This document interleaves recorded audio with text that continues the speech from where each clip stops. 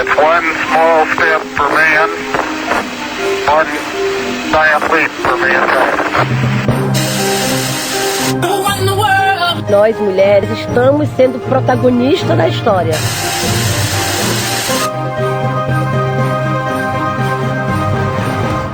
Olá, sejam bem-vindas. Nós somos o X-Science. Eu sou Tainá. Yohara. Mary. E hoje nós vamos apresentar para vocês nosso novo episódio, um novo ano, né? Iniciando uma nova temporada de podcasts. Agora vamos passar alguns avisos iniciais para que vocês fiquem atentos às novidades e tudo que a gente está fazendo lá no Instagram, né? Gente, nos sigam, nós somos lá no Instagram, @xscience.podcast. A gente também recebe críticas, enfim, parcerias por e-mail, sugestões por e-mail, que é o xscience.podcast@gmail.com, e conversem conosco, comentem lá nas postagens, divulguem também o nosso projeto, é muito importante para que a gente possa continuar. Lembrando que aqui é só a ponta do iceberg, né? Lá a gente fala sobre diversos temas, coisas bem interessantes, e a interatividade é bem melhor porque a gente consegue responder mais rapidamente vocês. Sim, com certeza. Então, se vocês tiverem o Instagram, nos sigam por lá.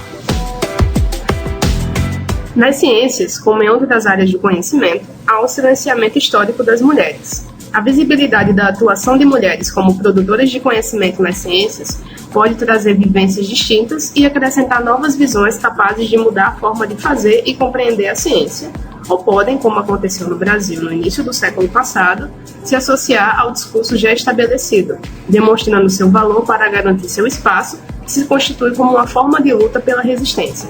Souza e Abdala Mendes, 2018. Então, essa fala ela veio de um artigo, né, intitulado A Formação Científica e Profissional das Mulheres no Brasil, a contribuição de Berta Lutz. E, para quem não sabe, a gente vai falar um pouco mais sobre Berta Lutz, mas ela é uma das pioneiras nessa luta, tanto feminista do ponto de vista social, como do ponto de vista científico no Brasil. Dessa maneira, o título do nosso episódio é A Voz das Mulheres do Passado, abrindo caminhos para o futuro. E a nossa ideia é trazer algumas mulheres que foram e que são muito importantes para a ciência brasileira e servem, claro, de grande inspiração para todas nós. Então a gente perguntou lá no Instagram uns dias atrás quais mulheres cientistas vocês conhecem, para vocês falarem um pouco pra gente. E para nossa alegria, tiveram muitas citações de mulheres cientistas brasileiras, né? Porque a gente abriu pra vocês citarem qualquer cientista aí. Mas a maioria foram brasileiras e locais, assim, que nem são famosas, né? Nem são conhecidas necessariamente a nível nacional. No caso, assim, conhecidas pra grande mídia. Pra grande massa, exatamente. Então a gente teve aqui muitas citações de mulheres da UFRN, então parabéns, cientistas da UFRN, vocês arrasam demais. Isso acaba demonstrando que tem um certo reconhecimento por parte dos alunos por essas mulheres, né? Enxergam nelas cientistas. Isso já é uma forma de demonstrar o reconhecimento. Nossas primeiras inspirações são os nossos orientadores, os professores que a gente tem, né, durante a nossa formação, então é muito importante. A gente também teve a nossa seguidora Elisa, que respondeu maravilhosa. Super empoderada. Eu amei, a gente tem que ter o auto-reconhecimento, né? Nós somos cientistas, então a gente precisa reconhecer o nosso trabalho. Acho que também foi muito pesquisador da UFRN porque tem um viés, né? O nosso projeto cresceu na UFRN, tem mais seguidores aqui do Rio Grande do Norte, então acaba que isso também reverbera nos nossos quiz. Com certeza. Mas a gente esperava até que as pessoas fossem citar as mesmas cientistas de sempre, como Marie Curie, mas não foi o que aconteceu, então isso é legal. Teve uma citação de Marie Curie, claro. Acho que o legal é o foco nas brasileiras, né? Porque Sim. Quando a gente pensou assim, a maioria vai ser internacional, porque são as mais conhecidas. Quando você fala referências brasileiras de mulheres cientistas, é muito difícil a gente conseguir lembrar o nome.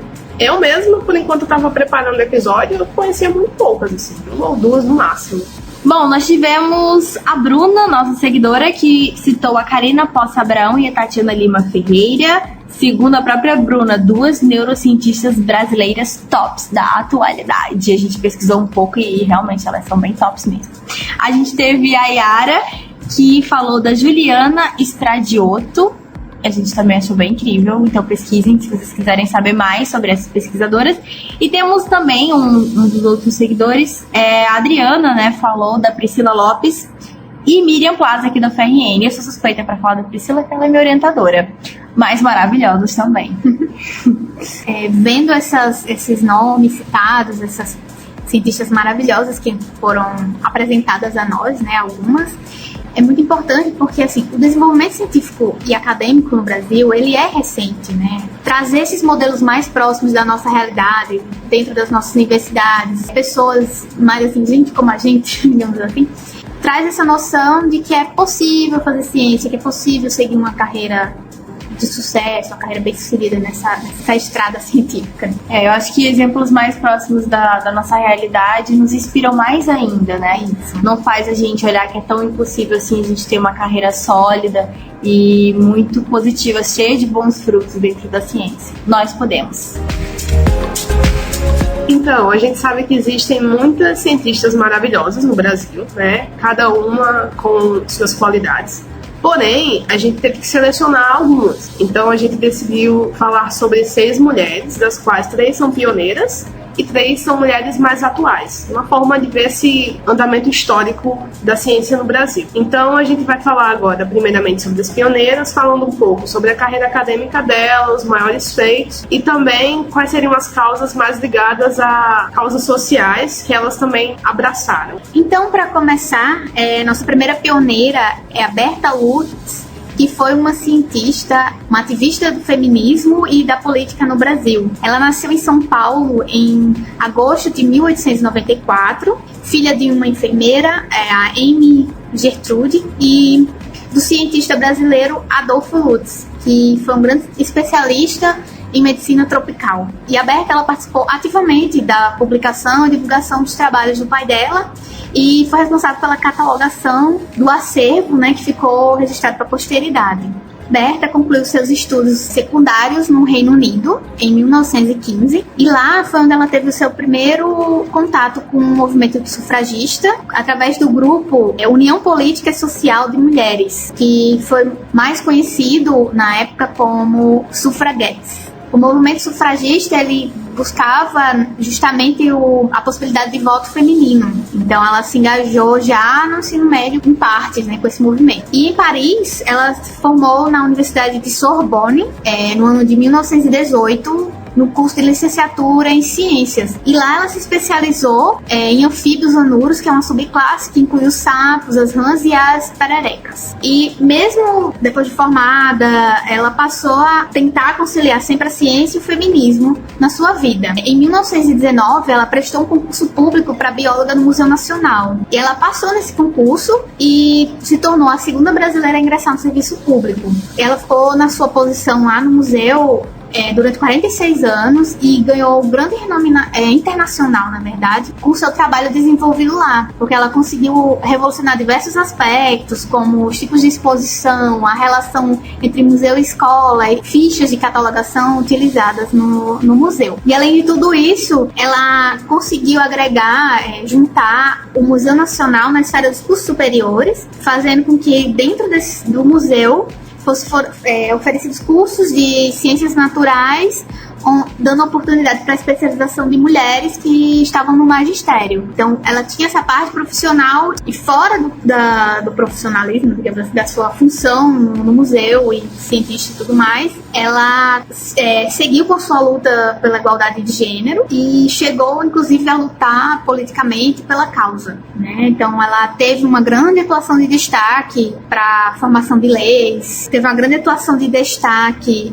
diante dos políticos no Brasil, ingressando em 1930 formalmente para a política. Até que em 1934 foi eleita deputada federal suplente pelo estado de São Paulo e tomou posse, né, chegou a exercer o mandato em 1936, onde ela conseguiu atuar em diversas pautas que foram reivindicadas pelo movimento feminista, como maternidade, infância, os direitos das mulheres que trabalhavam, e em relação ao mercado de trabalho e instituições científicas, inclusive. Então, suas contribuições científicas são enormes. Um dos mais importantes trabalhos científicos desenvolvidos por Berta foi estudos sobre a biologia floral da Mangifera indica. Além disso, ela publicou vários artigos sobre a coleção de anfíbios anuros do seu pai, bem como também ela organizou o primeiro herbário dele, que foi um dos primeiros projetos financiados pelo CNPq no Brasil. Além disso, né, a Berta ela tem uma atuação internacional muito forte e em relação à luta de igualdade de gênero, igualdade de direitos entre homens e mulheres.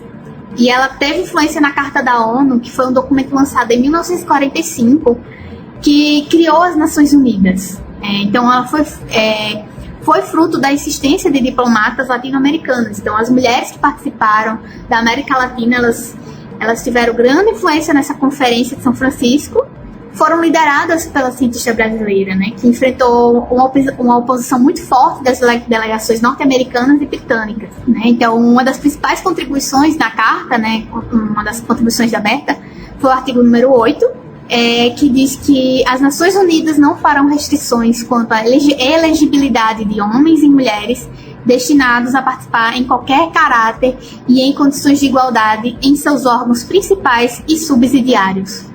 Importantíssimo. Então, isso é um legado assim, fenomenal. Além disso, né, ela deixou, antes de morrer, ela doou toda a sua pesquisa, tudo que foi registrado do seu pai para o Museu Nacional, que infelizmente se perdeu, né? Toda a pesquisa dela que foi doada se perdeu no incêndio do Museu Nacional. Eu fico imaginando a cara que ela faria se tivesse visto, assim, tudo isso, sabe? Que ela juntou, se esforçou tanto, pegando fogo. Não só dela, mas de todos os outros cientistas. É isso que eu ia falar, né?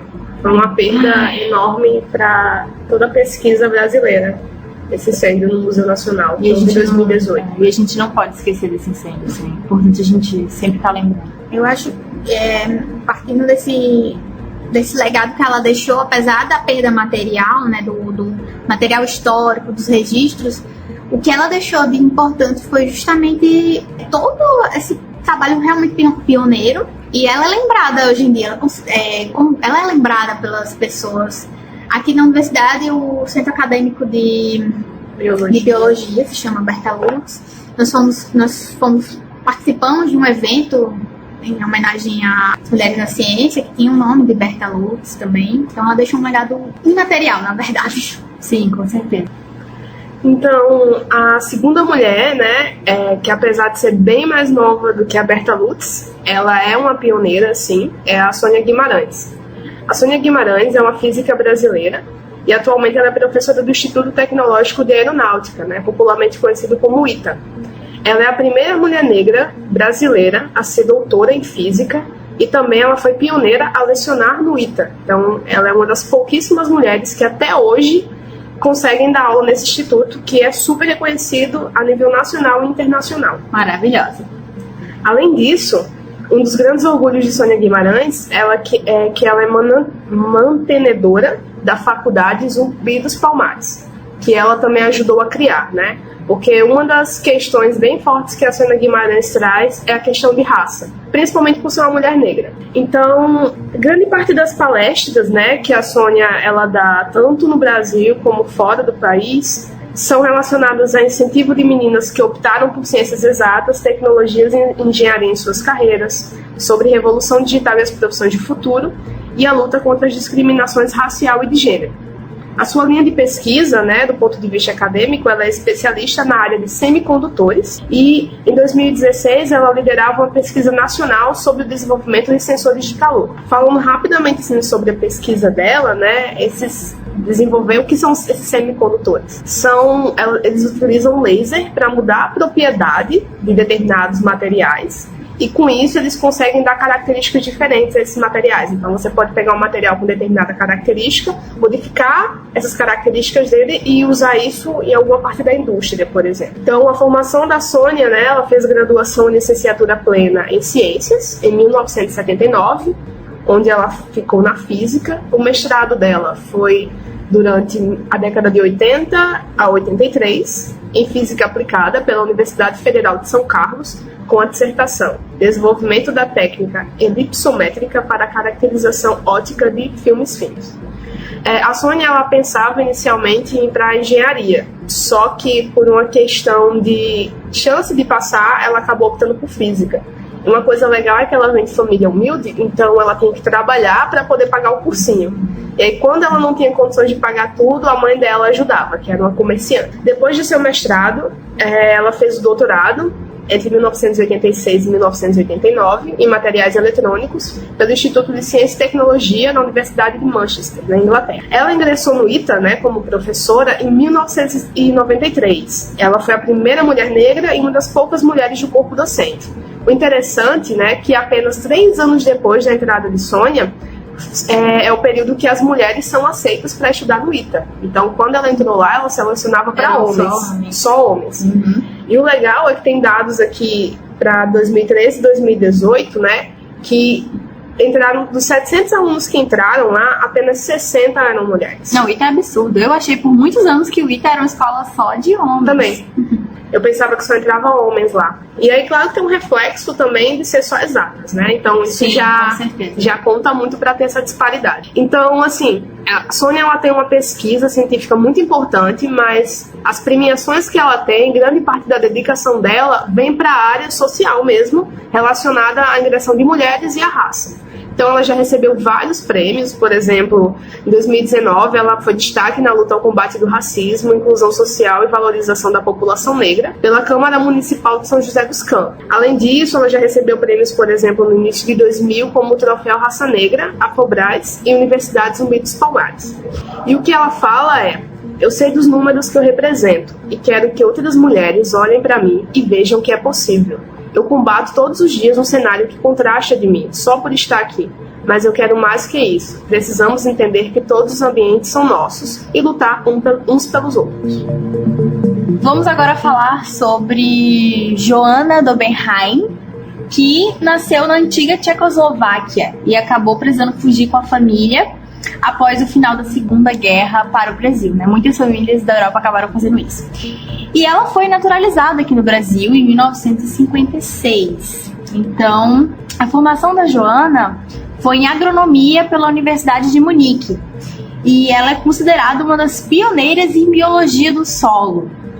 Foi contratada para trabalhar no Serviço Nacional de Pesquisas Agronômicas do Ministério da Agricultura, que hoje a gente conhece como o Embrapa. Ela tem um grande destaque dentro da ciência, de uma maneira geral, porque ela revolucionou a produção de soja no Brasil. Ela acabou descobrindo a associação entre bactérias e alguns tipos de gramíneas, que permite a fixação de nitrogênio pelas plantas, porque as plantas, elas não fixam nitrogênio sozinhas, elas precisam de um outro organismo para fazer isso.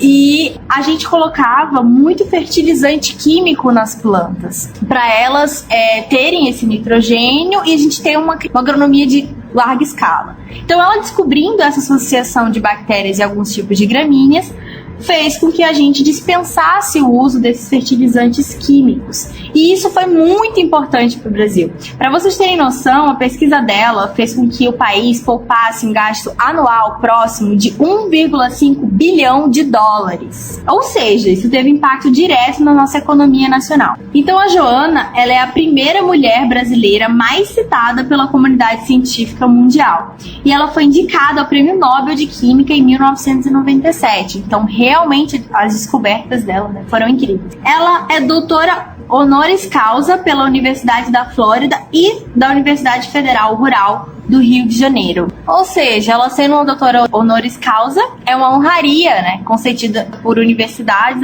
às pessoas que se destacam em sua área de atuação. Ela faleceu aos 75 anos em 2000, lá no Rio de Janeiro. Então, ela acabou vivendo a vida dela inteira aqui no Brasil. Eu acho muito importante a gente sempre falar, sobre essas mulheres pioneiras. Primeiro porque elas tiveram muita coragem. de fazer tudo o que elas fizeram. Ser uma primeira mulher negra doutora em física, por exemplo, o exemplo da Sônia, isso é uma coisa gigantesca, né? Vindo de uma família humilde, toda a história que a gente sabe que as mulheres negras carregam. O legal é que a gente estava comentando antes, para ser uma pioneira precisa ser muita coragem. Então, se hoje em dia a gente já passa por muitos preconceitos, por muitas coisas ruins, imagina o que essas mulheres sofreram. Então, se a gente consegue hoje ter uma vantagem e ser vistas de forma diferente, é porque antes já passaram uma geração muito grande que já sofreu muita coisa para a gente ter esse avanço que a gente tem agora. Isso. Todas essas mulheres, realmente, como vocês disseram, elas demonstram coragem, ao mesmo tempo uma persistência, né? Porque é como se elas estivessem o tempo todo nadando contra a corrente, tentando fazer algo que até naquele momento não era o lugar delas, né? E elas fizeram o lugar delas, elas moldaram o próprio cantinho lá e fizeram história, na verdade, né? Estão aí, algumas continuam fazendo história, como a Sônia, e outras deixaram realmente um legado incrível. Nós, como ecólogas, estudamos muitas das coisas que a Joana descobriu, que a Berta descobriu ou descreveu, então é muito bonito ver todo esse caminho trilhado por elas, que nos trouxe até a universidade, até o que fazemos hoje. E a gente saber que brasileiras fizeram coisas grandiosas, é muito legal também. Quando você para refletir sobre, é que às vezes a gente parece que está fazendo trabalho de formiguinha e que não está levando a lugar nenhum. E aí quando você se bota na posição delas, imagina o quanto elas se sentiam perdidas e frustradas por estarem dando basicamente murro em ponta de faca. Então, acho que isso é legal para a gente fazer essa reflexão, que o que a gente acha que é muito pouco, que não vale a pena, mas faz uma diferença muito grande, assim. Para falar agora sobre as mulheres da nossa atualidade, que que tem grande destaque aqui no Brasil, eu vou começar com a Márcia Barbosa. A Márcia ela é uma física brasileira, professora titular da Universidade Federal do Rio Grande do Sul e membro titular da Academia de Ciências e da Academia Mundial de Ciências, Academia Brasileira de Ciências, desculpa, e da Academia Mundial. Então a Márcia ela despertou seu interesse maior pela física entre os 15 e 16 anos, quando passou a ajudar os professores de física e química a montar laboratório, a ficar depois das aulas e na escola onde estudava. E trabalhou durante um ano nesse laboratório, e lá ela realizou diversos experimentos e descobertas que eram propostos pelo professor de física, o professor Newton Zara. Então ele tem uma grande influência no caminho que ela seguiu, né, na vida adulta dela. Ela descobriu, seus pais queriam que ela fizesse o vestibular para as profissões mais comuns, que era engenharia ou medicina, mas ela viu na física um caminho a seguir e quebrou muitas barreiras, inclusive, né? Na universidade, quando ela entrou na turma dela, existiam 80 alunos e apenas 8 eram alunas mulheres, né? Então ela já percebeu essa disparidade e dali em diante ela decidiu concorrer e decidiu fazer alguma coisa a respeito disso, lutar pela igualdade de gênero dentro daquele mundo que ela estava na universidade, que ela estava vivendo, e decidiu concorrer à presidência do centro acadêmico. Então ela passou realmente a ter um papel de mudança nas condições que ela considerava condições opressivas da universidade, né, a qual as mulheres eram submetidas. Então ela seguiu a sua formação de física, se graduou em 1981, fez um mestrado e doutorado, tudo em física pela Universidade Federal do Rio Grande do Sul. Então, já no pós-doutorado, começou a trabalhar com fluidos. Dentro da pesquisa com esses materiais, ela percebeu que a água poderia ser muito além do que um coadjuvante nos experimentos. Ela percebeu que a água ela possuía propriedades dignas de pesquisa, de desenvolvimento. Então, Márcia ela atua muito fora também da universidade, além do desenvolvimento da sua pesquisa, que ela continua até hoje. Ela integra a Sociedade Americana de Física e a Sociedade Brasileira de Física, é membro do Conselho Nacional de Ciência e Tecnologia e também faz parte da União Internacional de Física Pura e Aplicada. Em 2013, ela ganhou o prêmio L'Oréal Unesco de Mulheres nas Ciências Físicas e o prêmio Cláudia em Ciência, justamente pela sua pesquisa das anomalias da água. E por suas lutas por questões de gênero, ela já ganhou a medalha Nicholson da Sociedade de Física Americana. Por sua atuação pela pós-graduação, ela ganhou o prêmio Anísio Teixeira da CAPES em 2016. E também pelo seu trabalho em prol da ciência, ela recebeu em 2018 da Presidência da República a medalha do Mérito Científico como comendadora. Então, além dessas premiações e desse reconhecimento pelo trabalho de gênero, a Márcia ela é uma grande entusiasta, um grande nome quando se fala em divulgação científica no Brasil. A nossa segunda cientista mais atual é a Marcele Soares Santos. Então, basicamente, ela é uma gênia. Aos 5 anos de idade, ela percebeu numa viagem em família que a luz ela se propagava mais rápido do que o som. E algum tempo depois ela percebeu que em algumas situações pode ocorrer o contrário, dependendo do contexto. Então, atualmente, Marcele leciona na Universidade de Brandeis e ela faz também pesquisa, né, no Laboratório Nacional do Acelerador FERMI, ambos nos Estados Unidos. O seu foco de pesquisa é estudar as características de ondas gravitacionais e energia escura. Além disso, ela é uma das líderes e a única mulher negra do projeto Dark Energy Survey, que é o levantamento sobre energia escura. E aí, se a gente parar para pensar, essas questões de ondas gravitacionais, elas vieram muito à tona nos últimos anos, né? Porque finalmente conseguiu se achar e detectar ondas gravitacionais. E essa parte da pesquisa dela é justamente importante para se entender questões mais amplas sobre idade do universo, em quanto tempo ele está se expandindo. Então, assim, ela trabalha com uma área que oferece pesquisa de ponta. Ela é graduada em Física pela Universidade Federal do Espírito Santo, em 2004. Além disso, fez mestrado em Astronomia pela Universidade de São Paulo, em 2006. E também doutorado em Astronomia pela Universidade de São Paulo. Ela tem experiência na área de astronomia, com ênfase em astrofísica extragaláctica. Uau, é lindo isso. Muito bom. Então, de forma geral, né, o que a Marcele tenta entender é como e por que o universo ele está expandindo. Então, levando para várias teorias físicas, tentando simplificar um pouco, mas se pensava, né, sabia da expansão do universo desde o Big Bang, e o que se pensava era que ele estava expandindo em uma taxa constante. Só que recentes trabalhos mostraram que existe uma mudança na taxa de expansão. Então eles ficam se perguntando por que isso ocorre, né? E eles desenvolveram uma máquina que ela serve justamente para fotografar, entre muitas aspas, porque ela parece mais um microfone do que uma câmera, para entender como os aglomerados de estrelas eles estão mudando essa luz, a velocidade da luz ela muda em relação à velocidade do Sol. E ela também foi uma das pessoas responsáveis pela formação desse material. Gente, o que é isso? Então, o que eles percebem de forma geral na pesquisa deles é que, assim, se essa velocidade ela está mudando e, por exemplo, a relatividade geral, né, que é a grande teoria dentro da física, ela não está conseguindo explicar isso, possa ser que exista uma nova teoria, né, responsável por explicar esse fator de mudança na velocidade com que o universo se expande.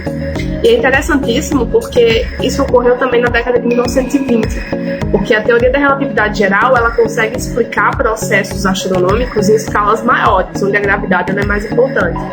Mas quando você vai para escalas muito pequenas, a relatividade geral ela não consegue explicar, o que ficou conhecido pela frase emblemática lá de Einstein, né? Deus não joga dados com o universo. E aí é quando surge a física quântica. E eles estão chegando no momento que, aparentemente, em escalas muito mais amplas, a relatividade geral também não consegue explicar. Então, há a possibilidade de estar surgindo um novo espaço da física teórica. E ela é uma das pessoas responsáveis por isso. Gente, isso é... Ai, brasileira. No Brasil. Maravilhosa. E, como cereja do bolo, né, até então, em fevereiro do ano passado, ela conseguiu, pela Fundação Alfred P. Sloan, uma bolsa de $70 mil. E o que é legal nessa bolsa, claro, além do valor para investir em pesquisa, é que ela acaba sendo importante para delimitar quem são os cientistas mais conhecidos no mundo. Então, desde 1955, que essa bolsa ela começou a ser distribuída, 47 dos cientistas que a receberam, eles conseguiram ter prêmios Nobel. Então, é uma forma de mostrar qual o potencial futuro que essa cientista pode ter. Ai, gente, tô torcendo. Estamos na torcida. Estamos na torcida. E é legal porque é uma brasileira, né? Então, assim, Não, incrível. você consegue demonstrar que você, estando mesmo no país que a gente tem, às vezes, um complexo de vira-lata muito grande, a gente consegue fazer pesquisa de fundo. Sim, e a gente sabe que é difícil, né? Sim, São sim. poucos exemplos que chegam até aí. Mas Não é impossível. não é possível. Isso é muito legal. Agora nós vamos falar da Gabriela Barreto Lemos, um dos grandes nomes aí da física também. A Gabriela, ela possui bacharelado e mestrado em física pela Universidade Federal de Minas Gerais e obteve o doutorado dela também em física pela Universidade Federal do Rio de Janeiro em 2010. Também fez um doutorado do sanduíche no Centro de Sistemas Não Lineares e Complexos da Itália. Fez pós-doutorado na Universidade Federal do Rio de Janeiro, na Universidade Federal do Rio Grande do Norte. Ela também trabalhou num grupo muito famoso do Anton Zeilinger, que é um grande físico aí, inclusive ele está cotado para o Nobel de Física. E lá na Áustria, no Instituto de Óptica Quântica e Informação Quântica, e ela também foi cientista residente lá em Chicago, nos Estados Unidos. Então ela passou por várias instituições, né? Atualmente ela é uma senior lecturer na Universidade de Massachusetts, em Boston, nos Estados Unidos. Mas assim, nossa, ela passou por um monte de coisa. O que será que ela fez, né? Ela fez uma grande coisa, realmente. Ela tem experiência na área de física teórica e experimental, com ênfase em óptica quântica e informação quântica, atuando principalmente nos seguintes temas: sistemas quânticos de geração de imagens, fundamentos da mecânica quântica, decoerência e emaranhamento. Quase um trava-língua. Com certeza.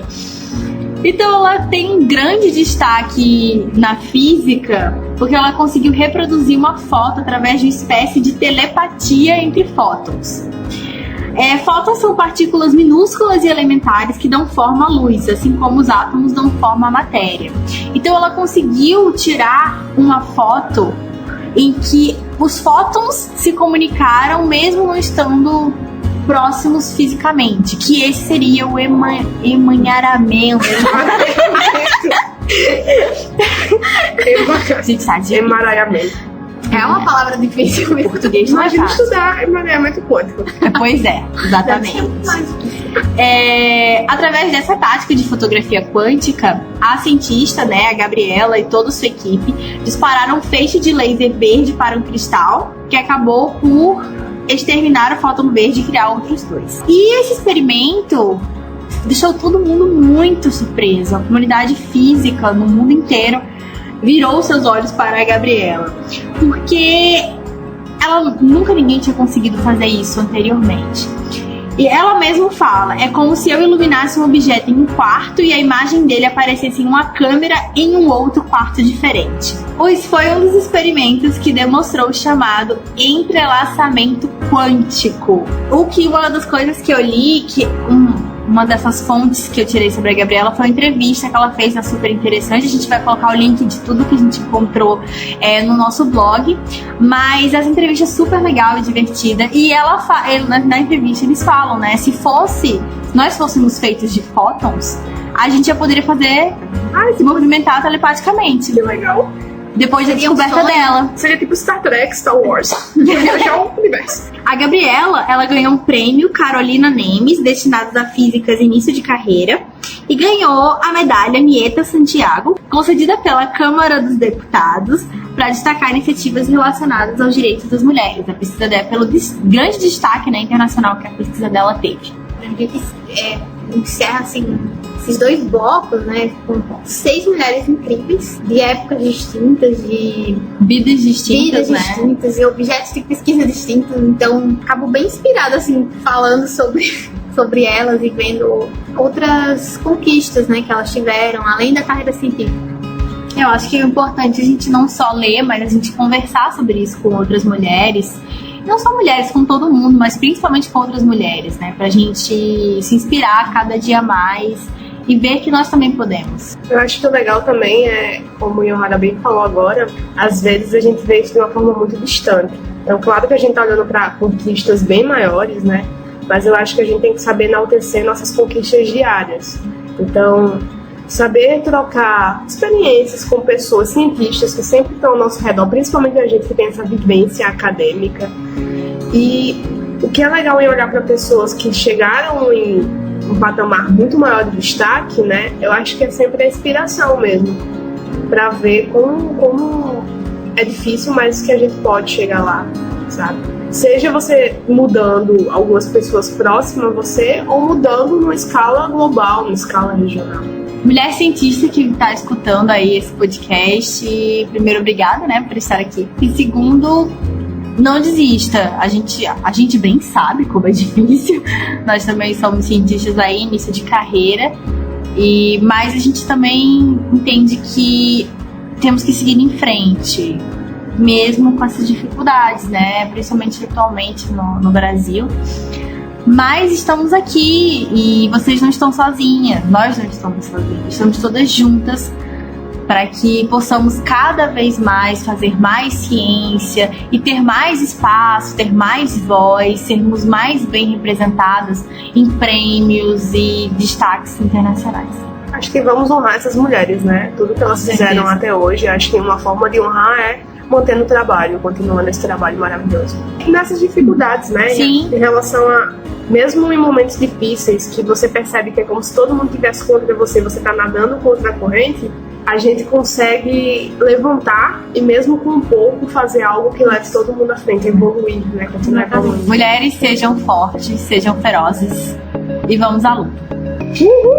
Vamos rapidinho pro Elas Indicam, que a gente acabou de criar, mentira.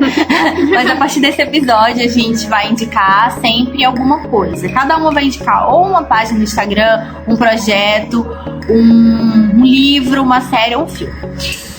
Para vocês poderem dar uma olhada aí também e curtirem o que a gente curte. Então eu posso começar. Eu vou indicar hoje um perfil do Instagram que também é um jornal, chamado Desbaratando a Biologia. Então eles explicam de uma maneira mais simples e mais didática vários assuntos relacionados à biologia. Então vão lá, dão uma força, sigam eles no Instagram. Eles também fazem alguns eventos, assim, é bem legal.